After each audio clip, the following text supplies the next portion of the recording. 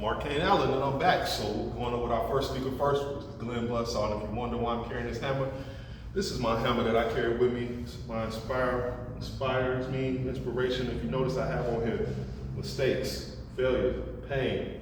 But at the top, it says execute. Because no matter what we go through in life, whether it's mistakes, failure, or pain, we always gotta execute. We gotta execute. It's my hammer. So I'm gonna pass this hammer to my brother Glen Bloodsaw. Please put that down gently. Thank you so much.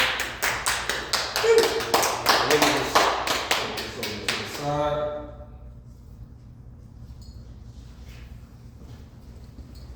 All right. My name is Glen Bloodsaw. And I'm here just to share my thoughts with you today, how I feel, and just to touch back on, Mark Kane about the group itself. It's about mental health. It's about mental health for men.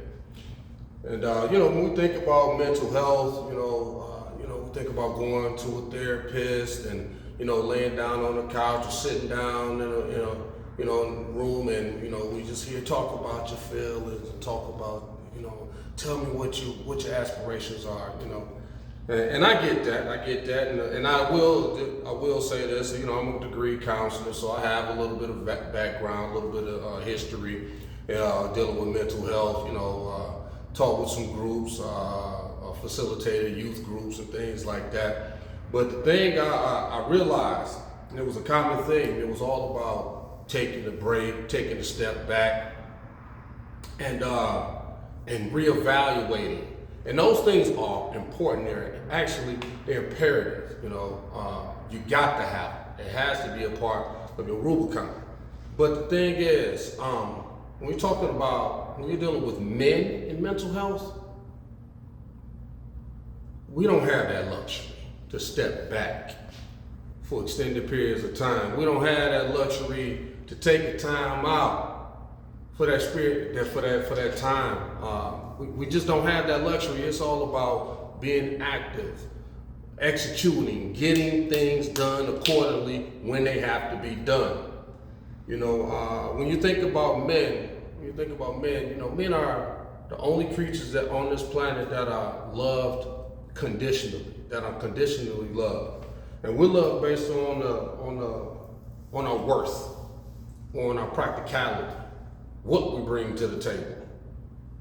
We're loved as far as how good of a protector we are,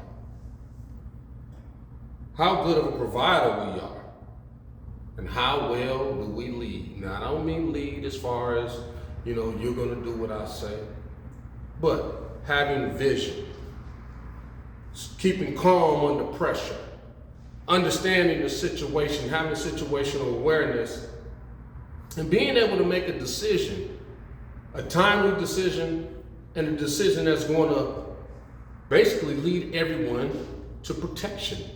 So you got to provide those answers. And those are things that a lot of men, we just don't have the luxury to sit back and take our time and take a time out and decide what we're going to do and stuff like that, And so I just thought about some things I used to say to myself all the time. And some people may not like it, but it was real simple.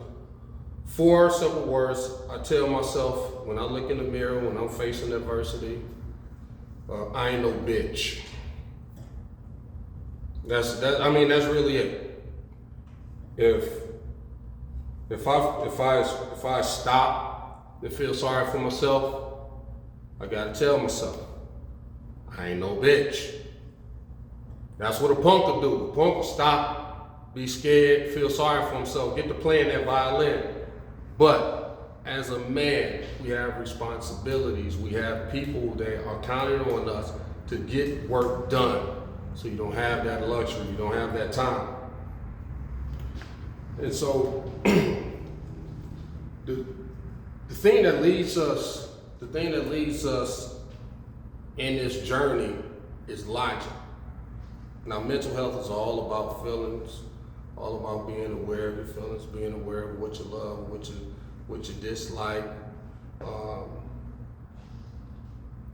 You know, and I like to call those, I like to call that the abstract nervous system. You know, just like you have the sense of touch, you know, you touch something, it's hot. You get a hangnail, it's painful. It just alerts me to a situation I need to change. The same way if you're dealing with a situation that makes you sad. Why am I sad? Okay, all right, I figured out why am I sad. Now, how am I going to respond so I'm no longer sad? I'm no longer held back. Because if I remain in my sadness too long, what happens? If I remain, I don't get things done, and the people that are counting on me suffer. Okay? If I remain in my depression too long, what happens? The people that are counting on me, they suffer. So again, like I've said before, we don't have that luxury to sit back and wait for things to happen. We have to go make them happen. So that's why this group of men have come together and